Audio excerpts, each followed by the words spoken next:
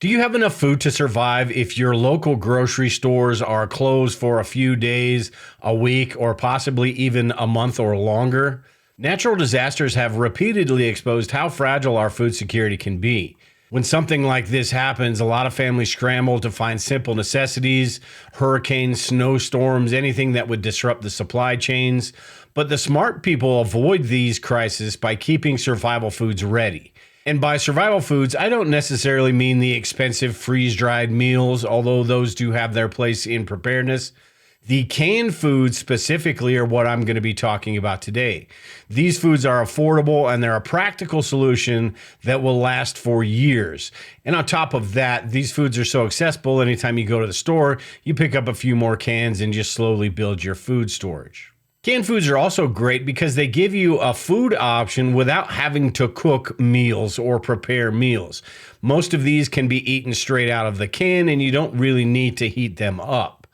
Canned foods are also important to have because of their nutritional value, the different types of canned foods and the different types of vitamins and minerals you're going to get from all of these.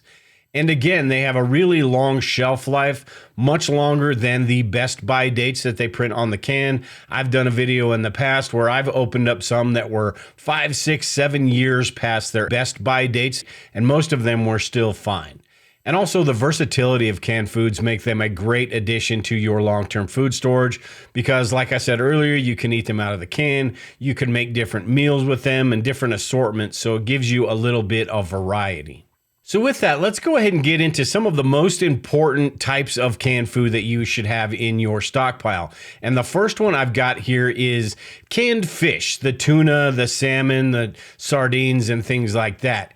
Canned fish is great because it gives you that nutrition that it's going to give you more nutrition than you would get from canned chicken or canned beef. They are a good source of calories, a good source of protein. The canned tuna has a little less than the canned salmon, but both of them are higher than what you'd get out of a typical can of chicken.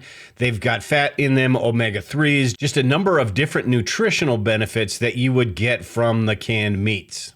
Now, one issue that comes up with these canned fish are the mercury levels, and the sardines, the mackerel, the anchovies, the salmon, and herring all have lower mercury levels while keeping their nutritional value high.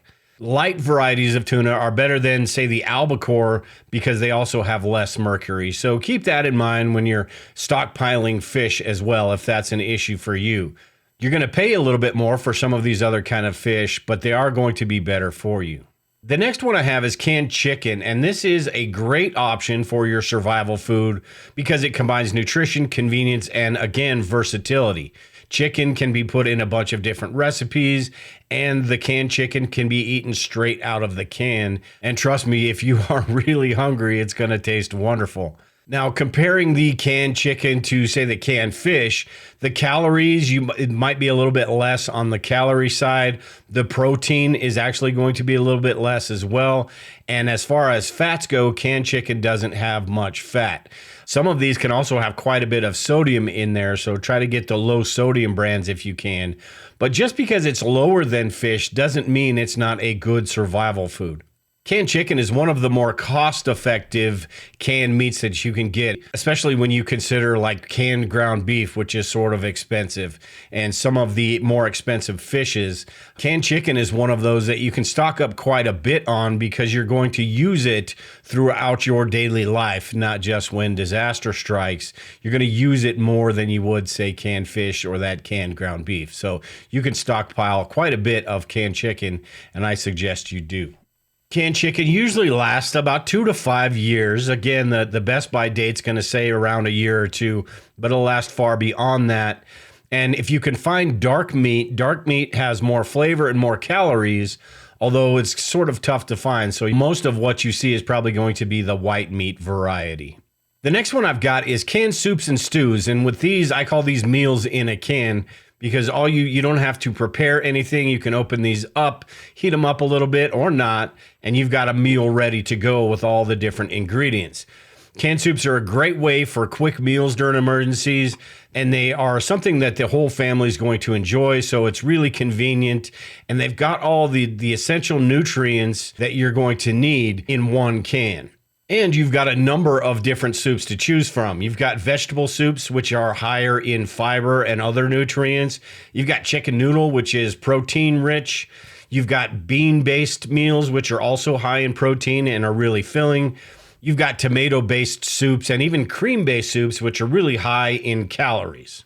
And just like the chicken and most canned food, you want to look for the low sodium options if that's available, because the longer a disaster or something goes on, you don't want to be taking in that much sodium for an extended period of time. And items like the beef stew are a great source of protein, a great source of calories, fats, carbohydrates, and even fiber. So these canned soups and these canned stews, I think, are a really important part of your food storage plan just because of the punch that they pack. And opening one of these up, like I said earlier, it's basically a meal in a can. The next one I have is canned beans, and there's just a number of different types of beans that you can store. And with canned beans, these are really versatile because you can put them in different recipes, you can add them to different meals, or you can eat them straight out of the can.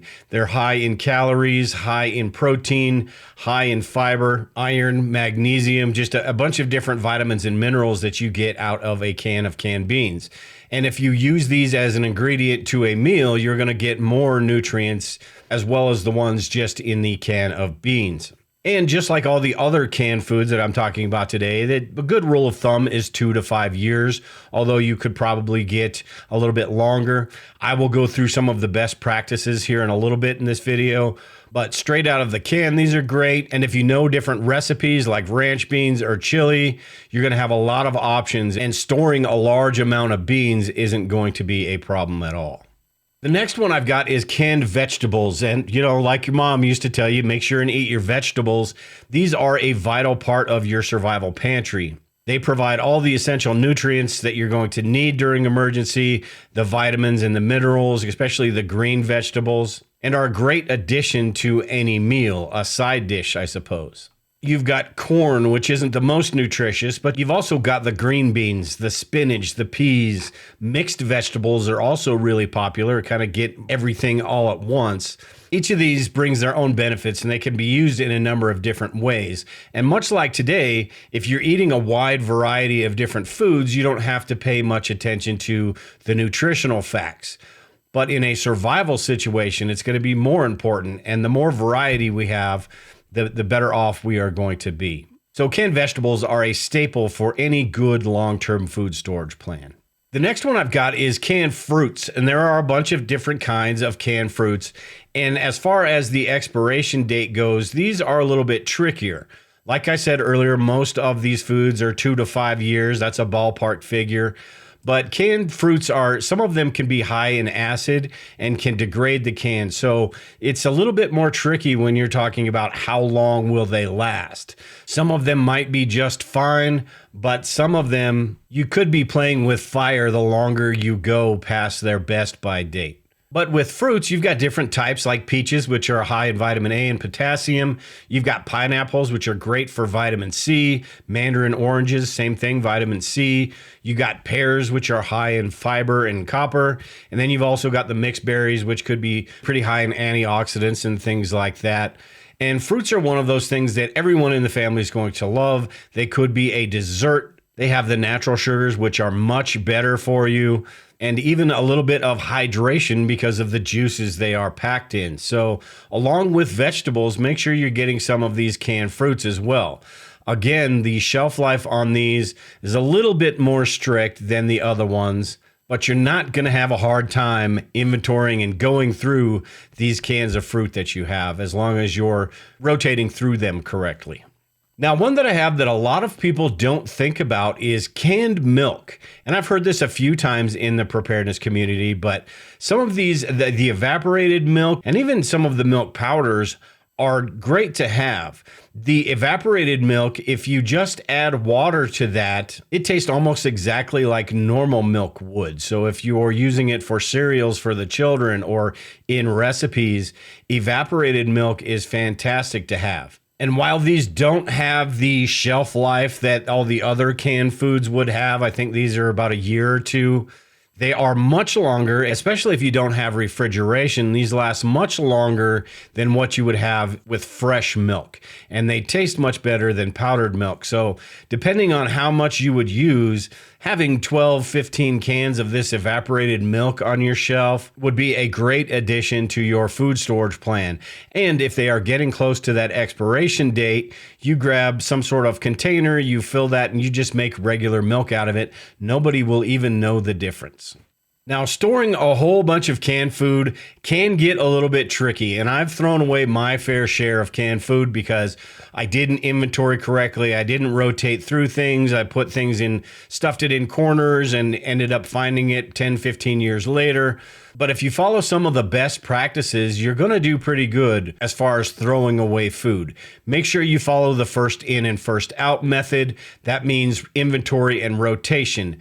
With me, I have a shelf that I can access both sides of, and anytime I add beans or vegetables or anything to that shelf, I pull the old ones up front and put the new ones behind that. That is key to making sure that you're using those before they get too old. Also, make sure they're stored at room temperature, temperatures between 50 and 70 degrees, away from direct sunlight. Make sure there's no dents or dings in the can. Make sure they're well taken care of, and they are going to last much, much longer than that expiration date that's printed on the can.